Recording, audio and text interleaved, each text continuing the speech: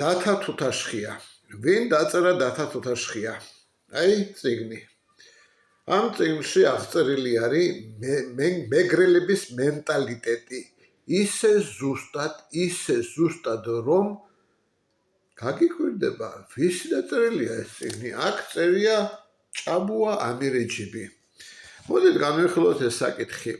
რა წინაპირობა ჰქონდა ჭაბუა ამირეჯიბს, რომ ასე შეესწავლა მეგრელების მენტალიტეტი? არაფერი. კაცი თბილისში დაიბადა, თბილისში გაიზარდა, მერე ომში იყო, მერე ციხეში მოხვდა და საიდან გაიცნო ისე კარგად მენტალიტეტი, რომ ამოდენა წიგნი სულ მეგრელებზე დაწერა. თანაც ვინ არის ამ წიგნის დათა თუთაშხიას მთავარი გმირი? თქვენ გონიათ ამის მთავარი გმირი დათა თუთაშხიაა? არა. ამ წიგნის მთავარი გმირი გრაფი სეგედია. გრაფი სეგედი, როგორც აქ წერია, ეს არის მეფის რუსეთის უშიშროების სამსახურის მაღალჩინოსანი, ყველაზე უფრო მაღალი ჩინის ადამიანი. დიახ, ისაა რომ წერს ამ წიგნს, წერს ერთ-ერთი მთავარი გმირი არის დათა თუთაშხია. ესე იგი, როცა ჩვენ გავუმარტეთ ვინ არის ამ წიგნის მთავარი გმირი, ახლა უფრო ადვილი არის. ესე იგი, უშიშროების სამსახურის შეფი. რუსეთის იმპერიის უშიშროების სამსახურის კავკასიაში შეფის შექმნილი წიგნი არის ეს. რატომ ეს საკითხი აღიძრა ჩემს თავში? პირველად დათა თუთაშხია მე სკოლაში დაახლოებით მე-7 კლასელი ვიყავი, როდესაც ლიტერატურის მასწავლებელმა შემაჩეშა ხელში. მაშინ მე-7 კლასელი ბავშვი ვიყავი, გინდა არ გინდა წაიკითხეოდა, მეც ვკითხულობდი. ბევრი რაღაცა არ მესმოდა. იქ ყველაზე უფრო მომწონდა, როცა სროლა იყო და როცა დეტექტივის მსგავსი რაღაცეები იყო, მაგრამ ბევრი რაღაცა მე მაშინ არ გამიგია. მხოლოდ ის, რომ ეს კარგი წიგნია, აი ეს დავაფიქსირებ. გავიდა დრო და ისტორიის მასწავლებელმა თბილისში ჯუანშერ ჯურხაძემ აცხონოს ღმერთმა გაკვეთილზე ბავშვებს ასეთი რაღაცა გვითხრა. მეო კაცო, ჭაბუა ამირეჯიბს ვიცნობო. კარგად ვიცნობო და როცა ეს წიგნი გამოვიდა, გამიკვირდაო, წიგნი რო წავიკითხე, სერიოზული ნაწერი არისო, სერიოზული აზრები არისო და არ გავს ჭაბუა. ამის დამწერკაც ამჯერადე მაგიო. თვითონ ჩვენი ისტორიის მასწავლებელი თბილისელი კაცი იყო, თბილისელი ვაშკაცი, რაინდული ტიპის კაცი იყო, უზარმაზარი რაინდული აღნაგობის. კინოში როლს თამაშობდა, დიდოსტატის მარჯვენაში მაგი სპასალარის როლს თამაშობდა. და ისტორიის მასწავლებელი იყო ჩვენი. მე კომაროვში ვსწავლობდი 1991-დან 94-მდე და ეს ამბავი 82-83 წლის ამბავი არის. მოკლედ დამამახსოვრდა, რომ თბილისელ ჩემს მასწავლებელს გაუკვირდა, რომ დათა თუთაშხია ჭაბუა ამირეჯიბის იყო. ეს წიგნი ჩემი საყვარელი წიგნი გახდა. დაახლოებით 2008 წელს მანამ კიდევ სანამ ჯერ კიდევ ომი დაწყებული არ იყო, აგვისტოს თვე მოსული არა, ივლისის თვე არის და კიევში ვცხოვრობ, მეგობრებთან ერთად დავდივართ აბანოში და ამ აბანოში ზოგჯერ ეს ხალხი მოდიოდა, ზოგჯერ ის ხალხი მოდიოდა და ერთხელ, როცა ჩვენი დრო იყო აბანოში, ძალიან ინტელიგენტური სასტავი შემოვიდა. პარელკაშებზე ვარ, პარელკაში როგორც მოგეხსენებათ, პროსტინა შემოხვეულების ეს ხალხი და ტემპერატურაა მაღალი. აბანოში საერთოდ ყველა ერთნაირია. არ არის სოციალური სტატუსი, მე უფროსი ვარ, შენ უმცროსი ხარ. პლაჟზე და აბანოში რუსებს, უკრაინელებს ასეთი წესი აქვთ. В бане и на пляже, на море все одинаковые. და ერთი კაცი მეკითხება, შენო ქართველი ხარო? კი, ქართველი ვარ მეთქი. წამოერთი გარეთ გავიდეთო, სული მოვითქვათო და ძალიან ბევრი დრო არის უკვე რაც პარელკაშებზე ვარ და ამ კაცმა გარეთ დამპატიჟა, ეს აბანო ტყეშია. სასნა. აქ იასასნას ქართულად ახლა მომივარ და თავიდან და უზარმაზარი ფიჭვის ხეები დგას. ასე ხელებს კი ვერ შემოხვევა. დაახლოებით 20-25 მეტრის ფიჭვის ხეების ტყე არის და გამოვედით კარში და შენაოთ 1000-ში თუ გაქვს წაკითხულიო უკრაინელი კიეველი კაცი მეკითხება მე. კი როგორ არა მეთქი. ხო, ეს წავიკითხო. მეცმეცა, შენ რაში გაინტერესებს 1000-ში მეთქი და შენ რუსმა 2008 წელს მაშინ როცა ტელევიზორში უკვე 1000-შია კინოს ბერეგას არ ანახებენ, ასე დროს კაცმა რო 1000-შია ახსნა გამიკვირდა და შენ რა შეგაინტერესებს მეთქი და მაგასო შენ სამსახურში ყველა ვკითხულობთო სად მსახურობ მეთქი და ცოტა შეცბა კაცი და მეუბნება მეო СБУ-შიო, СБУ არის служба безопасности Украины. Украиნის უშიშროების სამსახურში მსახურობ პოლკოვნიკი ვარო. ცენტრალურ ოფისში მუშაობ კაცი ამბობს და გამიკვირდა და 1000-შია კი კაცო, ჩემი წიგნი არის ხშირად ვკითხულობ ხოლმე ერთ გადავიკითხავ და ყოველთვის სიამოვნებს მისი წაკითხვა მეთქი და ხო, რა მაგარი ოპერაციები აქვს იქ გაკეთებულ უშიშროების სამსახურსო. ამ წიგნზე ამბობს კიეველი უშიშროების სამსახურის პოლკოვნიკი. ნახე კიევში უშიშროების სამსახური თურმე სწავლობს ამ წიგნიდან.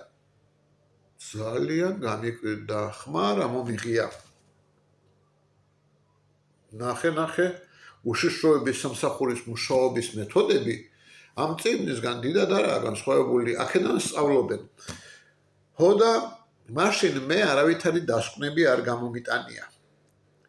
მე ინტერნეტი შეივსო და დაიწყო ლაპარაკი თუ რა ხდებოდა ომამდე, რა ხდებოდა ომის შემდეგ. ახლა მე მინდა ინფორმაცია მოგაწოდოთ და მოგიყვეთ. პატარაობისას ზუგდიდში კომბინატში ვიზრდებოდი კიევის ქუჩაზე და ჩემს ქუჩაზე ცხოვრობდა ჩემი მეზობელი მანია შონია. მანია შონია უკვე ასაკობრივი კაცი იყო, პენსიონერი იყო და ასაკში რო შევიდა დამბლა მიიღო. უკვე თავის აზრს კარგად ვერ ლაპარაკობდა, ენა ებორძიკებოდა და მეზობლები ცოტა ქიქლიკობდნენ. და ეს კაცი პატარა ბავშვი ვიყავი და გვერდით მომისვამდა ხოლმე და მეუბნებოდა მეო შვილო ასეთი რაღაცა იყო, ახალგაზრდა ბიჭი ვიყავიო და ჩეკაში წამიყვანესო. თვითონ დავიბადე, გავიზარდე ფახულანში და ფახულანში შემამჩნიესო და ჩეკაში წამიყვანეს სამსახურო და მერე გამაგზავნეს ლენინგრადში და 5 წელი ლენინგრადში ჩეკა სპეციალურ სასწავლებელში ცხვირი არ გამოყოფიო ზაბორს გარეთო. მერე ომი დაიწყო, მერე ისევ მსახურობდიო და ეს დამამახსოვრდა რომ მეგრელი სოფელში გაზრდილი ბიჭი ჩეკაში წაიყვანეს სამსახურად. უშიშროების სამსახურში საერთოდ ზუგდიდის პირობებში არავინ არ მიყავდა და გამიკვირდა რომ ფახულანში დაბადებული ფახულანში გაზრდილი კაცი თურმე ჩეკაში მსახურობდა. მაგას ისეთ თეთრთლები ქონდა რომ პიონერთა ბანაკში როცა ყარულად მუშაობდა ბავშვები ჩეკისტზე დახოვდნენ.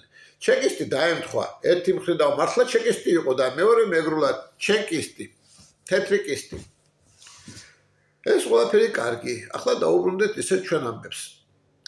რა წინაპირობა ჰქონდა ჭაბუა ამირეჯიბს რომ დაეწერა წიგნი მეგრელებზე. ერთდროულად მეგრელების მენტალიტეტი იდეალურად აღწერილი და მეორე მხრივ ადამიანების ფსიქოლოგია, ისინი დაყოფილი არის ასეთი კატეგორია, ცუდიც არის, ძალზე ცუდიც არის, საშუალოც არის, გადასარევი დადებითი პიროვნებები არის. მოკლედ ფსიქოლოგიური ნაწარმი არის დასაწყისია. ერთდროულად ყველა მეთოდი, რომელსაც ხმარობს პოლიცია, უშიშროება, აქ აღწერილი არის. თქვენ მიხვდით, არ მიხვდით, მაგი არ ვიცი, მაგრამ რა ხდება ციხეში, როგორი ორგანიზაცია დაზვერვაში, როგორ აკეთებენ პროვოკაციებს სპეცსამსახურები, აქ აღწერილი არის. როგორ მუშაობს სასამართლოები, ესეც აქ აღწერილი. გახსოვთ ვინ იყო საბჭოთა სახელმწიფოს ხელმძღვანელი? სტალინი. სტალინს ვინ ყავდა უშიშროების უფროსად? ბერია. ბერიას კი თავის თანამშრომლები სულ მეგრელებისგან და ქართველებისგან ყავდა შეკრებილი. 1942 წელს, როცა გერმანელები მოადგნენ კავკასიონს და უნდათ კავკასიონის გამოლახვა, მაშინ სტალინმა ბერია გამოაგზავნა საქართველოში, მიდი საქმეს უშველეო. მაშინ გერმანელები რო გადმოსულიყვნენ კავკასიონზე, საბჭოთა კავშირს უკვე ომი წაგებული ექნებოდა. რატომ? საქართველოში ხალხი დარჩენილი არ იყო და თუ კი გერმანელები გადმოვიდოდნენ საქართველოში, ბაქომდეს მივიდოდნენ, აიღებდნენ ნავთობს, მაშინ ციმბირის ნავთობი არ იყო და როგორც ახლა ატორმოზებს რუსეთი, ისე დაატორმოზებდა საბჭოთა კავშირი. საბჭოთა კავშირს მაშინ ომი წაგებული ექნებოდა. და ბერიამ რა ქნა? იმისთვის რომ ტელეგრაფით არ ეწვალა და დრო არ დაეკარგა, ბერიამ აიღო რადიო და რადიოში მეგრულად დაიწყო ლაპარაკი. და გერმანელები გაშეშდნენ, რატო ტელეგრაფით უკვე სიგნალი არ მოდიოდა, დეშიფრების სამსახური უსაქმო დარჩა. და სანამ გერმანელები მიხვდნენ, რომ ეს საბჭოელები პირდაპირ რაციაში ლაპარაკობდნენ открытым ტექსტом, დრო დაკარგეს. სანამ მაგათ თარჯიმამ ნონახეს ქართულმა თქვა ეს ბატონო ჩემი არაა, მეგრული არისო. სანამ მეგრელს მონახავდნენ, ომი კი წააგეს და გარეკეს ეს გერმანელები. აი ასე გადაარჩინა მეგრულმა ენამ ერთ დროს საქართველო და საბჭოთა კავშირი დაუყვას. ეს დავემახსოვრეთ. რა მოხდა სტალინის სიკვდილის შემდეგ? სტალინი, როგორც ვიცით, 1953 წელს გარდაიცვალა და 3 თვეში ბერიას მიაღოლეს, რუსებმა გადატრიალება გააკეთეს, ჯერ დახვრიტეს ბერია, მერე მაგას ყველაფერი დააბრალეს და ბერიას ხალხით დახვრიტეს. გონიათ მარტო ბერია დახვრიტეს? ბერიას ახლო წრე, რომელიც იყო, ყველა დახვრიტეს. მერე უფრო დაბალ წრეს მიყვნენ და გააცემბირეს. და ისიც რა მივხვდი? ოთარ ფაცაციასთან მივედი, მაგის სიკვდილამდე დაახლოებით 2 თვით ადრე. და ოთარ ფაცაცია მეკითხება, ვინ დაწერა, აბა მითხარი, დათა თუთაშხიაო. განიკვირდა ასეთი შეკითხვა. და მოუყევი ჩემს მასწავლებელზე, სწორიაო. დათა თუთაშხია მეგრელმა დაწერა, მაგი დაპატიმრებული იყო ზონაში. იქ დაწერა და ის საწყალი იქ მოკვდა. და ჭაბუას შერჩა მაგის ნაწერიო. და მაშინ შეიკრა მთელი პაზლი. რა არის? ეს წიგნი უშიშროების თანამშრომლის დაწერილი არის. მეგრელი კაცის დაწერილი არის. ეს მეგრელმა დაწერა, რომელიც ბერიის დახვრეტის შემდეგ გააცემბირეს. კოლონიაში დაწერა და ის იქ მოკვდა საწყალი და შერჩა ვისაც კითხვა შეეძლო, მაგას შერჩა. ვის შეეძლო კითხვა? რუსმა ვანიამ, რომელიც ყარაულში დგას. ეს არაბული ვერაფერი ვერ გაუგო, მაგრამ გაუგო ამან ჭაბუანი რეჟიმმა. მისი დამსახურება რა არის, ცით? ეს შეინარჩუნა. რუსებისთვის არავითარ ფასეულობას არ წარმოადგენდა რაღაც ქართულად თუ არაბულად დაწერილი ტექსტი. და ჭაბუამ შეინარჩუნა. ეს ჭაბუას არ დაუწერია, მაგრამ ჭაბუამ შეინარჩუნა. ის ავტორი კი არა, პროდიუსერია. ძალიან კარგი ხნა, მაგრამ ეს წიგნი დაწერილია ჩვენი მეგრელი, სტალინჯიხელი მეგრელი ჩეკისტის მიერ, რომელიც ბერიასთან ერთად გაასამართლეს და გააცემბირეს. ასე რომ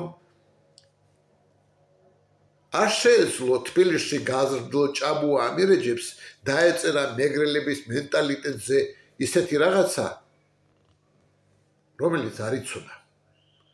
ახლა მიხვდით ვინ დაწერა? დათა თუთაშხია. მადლობთ.